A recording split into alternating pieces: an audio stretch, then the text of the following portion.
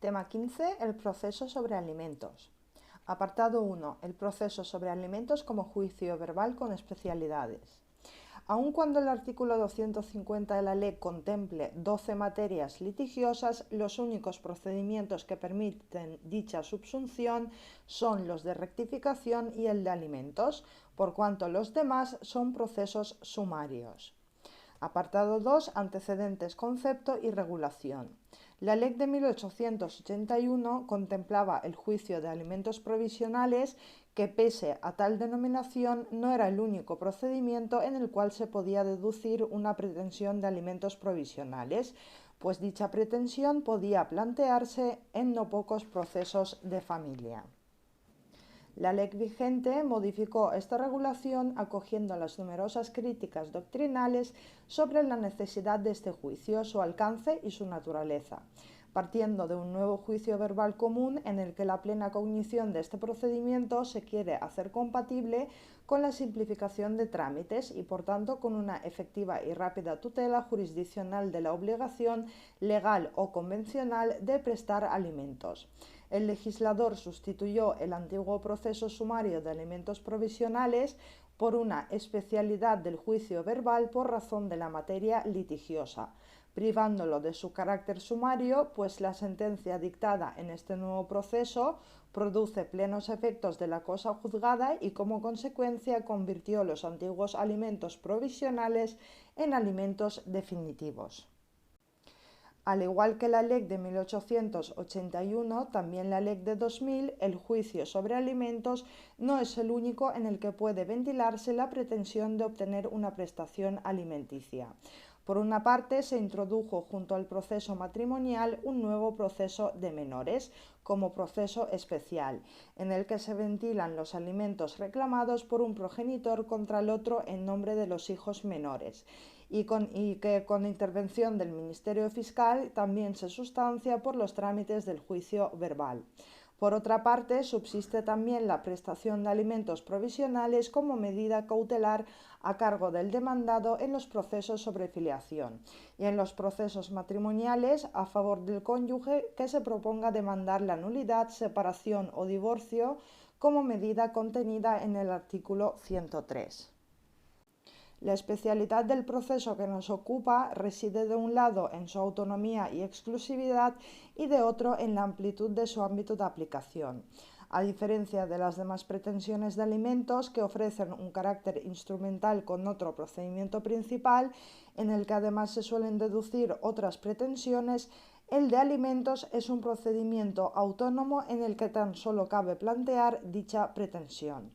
Por otra parte, mientras que en aquellos procedimientos solo se puede solicitar los alimentos legales en el procedimiento del artículo 250 LEC, pueden deducirse indistintamente pretensiones alimenticias nacidas por el imperio de la ley o por obra de la autonomía de la voluntad de las partes. Por consiguiente, podemos concebir el proceso de alimentos como un procedimiento especial y autónomo destinado a obtener del juez una condena de futuro consistente en la condena del deudor al pago de una pensión alimenticia legal o convencional. Apartado 3. Naturaleza. En torno a la naturaleza jurídica del proceso sobre alimentos regulado en la antigua Ley de 1881, habían surgido en la doctrina dos distintas tesis, conforme a las cuales dicho proceso debiera ser configurado bien como cautelar, bien enmarcado dentro de los procesos sumarios. El legislador de 2000 se apartó de ambas tesis y lo concibe como un juicio ordinario con especialidades por razón de la pretensión deducida en él, cuya sentencia produce plenos efectos de cosa juzgada. Sin embargo, la parte del fallo relativa a la cuantía de la pretensión podría ser modificada en un ulterior juicio en virtud de hechos nuevos. Posición criticable porque, siendo uno de los objetivos de este proceso la determinación o cuantificación de la prestación alimenticia exigible al obligado a darlos y tratándose de una condena de futuro, las ulteriores revisiones que reclaman las oscilaciones de la moneda o las necesidades del alimentista debieran ser objeto no de un nuevo juicio declarativo sobre alimentos, sino de un incidente en el proceso de ejecución de la sentencia firme dictada. Apartado 4. Ámbito de aplicación. Los alimentos que pueden requerirse por este procedimiento lo son tanto legales como los convencionales o solicitados por cualquier otro título. Para exigir los elementos legales se requiere una relación determinada de parentesco entre el alimentista y su beneficiario, por lo que si dicha relación jurídica no está acreditada, habrá que acudirse previamente a un procedimiento de filiación. Los alimentos legales que pueden solicitarse son exclusivamente los contenidos en el artículo 142 del Código Civil, los cuales no se extinguen por la mayoría de edad del alimentista, sino que subsisten en tanto permanezcan las necesidades. Los alimentos legales pertenecen al ámbito de aplicación del Convenio de 1968 relativo a la competencia judicial y la ejecución de resoluciones judiciales en materia civil y mercantil, en su versión modificada por el Convenio de 1978, así como los convenios de La Haya de 1956, relativos a las obligaciones alimenticias con respecto a menores. El Convenio de La Haya de 1973, referente al reconocimiento y a la ejecución de las resoluciones relativas a las obligaciones alimenticias, ratificado por España en 1978, y el Convenio de La Haya de 1973 sobre ley aplicable a las obligaciones alimenticias, ratificado por España en el año 1986. Por el contrario, los alimentos convencionales pueden ser de cualquier naturaleza y acreditados en el proceso a través de cualquier medio de prueba.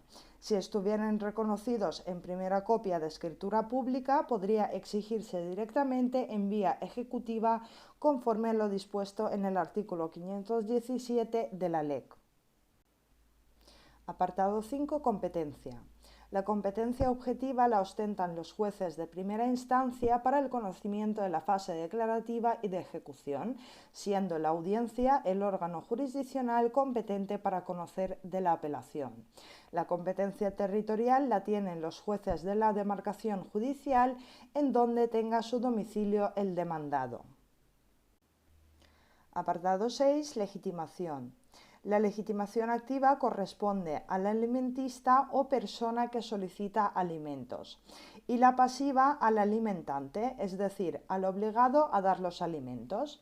Si el objeto de la pretensión lo constituyera la prestación de alimentos legales, legitimados pasivamente lo estarían las personas descritas en los artículos 143 y 144 del Código Civil, como son los cónyuges, ascendientes y descendientes.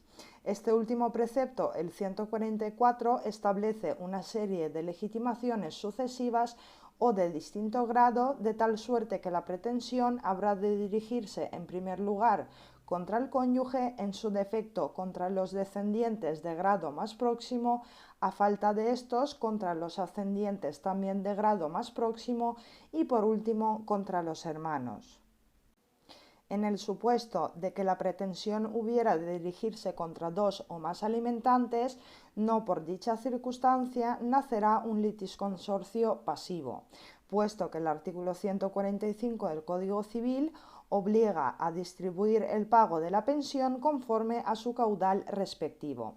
Si bien en caso de urgente necesidad y por circunstancias especiales, podrá el juez obligar a una sola de ellas a que los preste provisionalmente, sin perjuicio de su derecho a reclamar de los demás obligados la parte que corresponda, según el artículo 145 del Código Civil.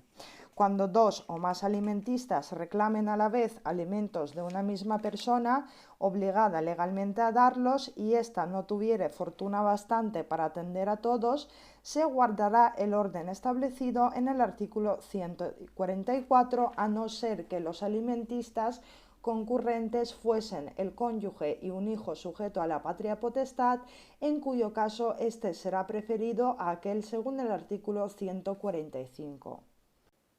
Tratándose de alimentos convencionales, el actor tiene la carga de aportar en la demanda los documentos justificativos de la capacidad procesal activa y pasiva. La misma carga tiene el alimentista legal, en cuyo caso habrá de aportar el documento que justifique su parentesco con el demandado. Al igual que en la LEC de 1881, en la actual LEC la no presentación de dichos documentos junto con el escrito de la demanda será motivo de su inadmisión a limine litis. En este procedimiento es preceptiva la intervención de abogado y procurador al no estar exceptuada la postulación y representación procesal por no venir la competencia atribuida por razón de la cuantía sino de la materia. Apartado 7. Procedimiento, demanda, contestación y tramitación. Al tramitarse esta pretensión alimenticia conforme a las normas de juicio verbal, se trata de un procedimiento fundamentalmente oral, conservando únicamente la forma escrita, los actos de demanda, contestación y sentencia. La demanda habrá de redactarse en la forma ordinaria y deberá observar como especialidad el requisito de la incorporación de los documentos justificativos de la legitimación activa y pasiva. Según el artículo 266 de la LEC, establece que habrán de acompañar a la demanda los documentos que justifiquen cumplidamente el título en cuya virtud se piden alimentos cuando éste sea el objeto de la demanda, ya sean debidos por disposición legal o por otro título. Y el artículo 269 prevé que no se admitirán las demandas a las que no se acompañen los documentos a los que se refiere el artículo 266. En consecuencia, se configura la condición de alimentista como un auténtico presupuesto procesal referente a la capacidad de conducción procesal. El efecto de la no presentación de estos documentos será el de la inadmisión de la demanda y si hubiera sido admitida, la decisión de admisión sería nula por contravenir una norma imperativa. La contestación del demandado y trámites subsiguientes se rigen por las disposiciones comunes del juicio verbal sin limitación de medios de prueba. Apartado 8. Sentencia. Dentro de los 10 días siguientes a la celebración del juicio, el juez dictará sentencia y en la condenatoria al pago de alimentos se determinará la cantidad en que hayan de consistir. En la ley de 1881, esta determinación se hacía con carácter de alimentos provisionales hasta que fueran fijados definitivamente en el juicio declarativo ordinario.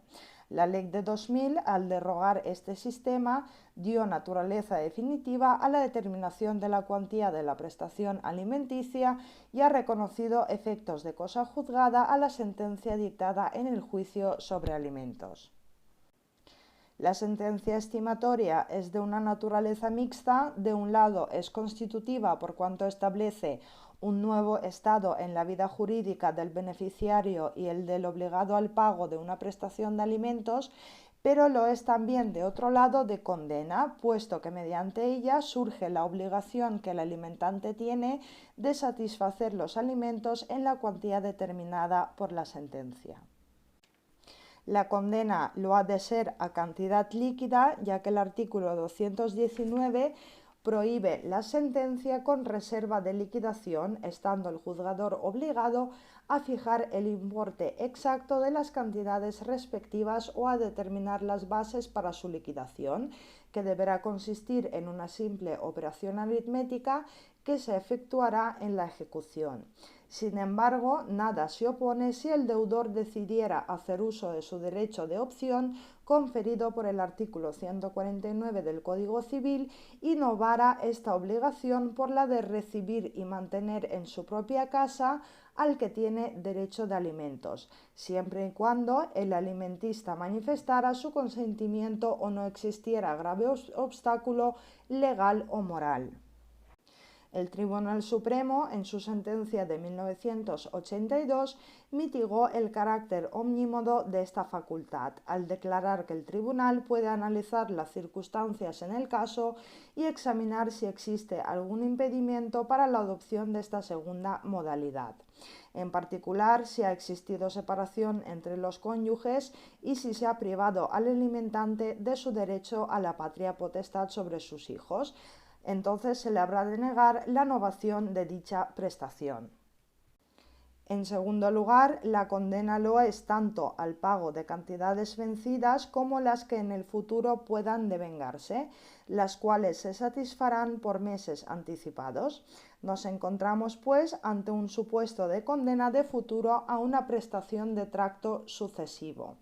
La condena a prestación futura ofrece la singular relevancia de estar sometida a la cláusula rebus sic stantibus, pudiéndose en lo sucesivo reducir o aumentar según el aumento o disminución que sufran las necesidades del alimentista y la fortuna del que hubiere de satisfacerlos, y en la vinculación a dicha condición residía el carácter provisional de esta condena de futuro, cuya sentencia también estaba sometida a ella. Para la actualización de la pensión no era necesario acudir a un juicio declarativo, pudiendo suscitarse en el procedimiento de ejecución de este proceso. La vigente LEC no afronta esta cuestión, como en la exposición de motivos el legislador, para obtener la actualización de la cuantía de la prestación, parece haber optado por un nuevo litigio con ese objeto, pues tras afirmar el efecto de cosa juzgada de la sentencia dictada en este juicio, las reclamaciones ulteriores pueden estar plenamente justificadas por hechos nuevos. La LEC, en efecto, no prevé esta rectificación y solo se refiere a esta cuestión en el proceso especial que puede instar un progenitor al amparo del artículo 748 para reclamarle alimentos al otro en nombre de los hijos menores, ya sean estos matrimoniales o extramatrimoniales, y para el que está prevista la modificación de medidas definitivas, del mismo modo que prevé la ejecución forzosa de los pronunciamientos sobre medidas respecto del cónyuge o progenitor que incumpla la obligación de pago, pudiendo imponérsele multas coercitivas y sin perjuicio de hacer efectivas sobre su patrimonio las cantidades debidas y no satisfechas. Los efectos de la sentencia se producen con respecto a las cantidades devengadas con base en ella, respecto a las cuales el artículo 148 del Código Civil dispone que cuando fallezca el alimentista, sus herederos no estarán obligados a devolver lo que éste hubiese recibido anticipadamente. Para obtener la efectividad de la sentencia se puede acudir al proceso de ejecución, pudiéndose plantear por todas las mensualidades impagadas o por cada una de ellas, en la medida en que vayan venciendo. Y terminamos el tema con el apartado 9 de medios de impugnación. Contra las sentencias que recaigan en este proceso, la parte que se estime desfavorecida puede interponer el recurso de apelación ante la audiencia provincial en el plazo de 5 días. Si la sentencia fuera desestimatoria, carecerá de efectos suspensivos, y si la sentencia fuera estimatoria de la pretensión, cabe contra ella recurso de apelación en un solo efecto, sin que la ley haya previsto especialidad alguna, teniendo en cuenta la urgencia y la provisionalidad de la cantidad determinada en la sentencia como prestación alimenticia. El favorecido por la sentencia podrá solicitar sin prestación de caución la ejecución provisional que el juez ha de despachar, con la posibilidad para el opositor de alegar la medida alternativa del artículo 149 del Código Civil, si no la hubiere alegado durante el proceso, rigiéndose por lo demás la ejecución por las normas de la LEC. El recurso de casación se rige por el criterio de la cuantía de los alimentos, sin que quepa la vía del interés casacional.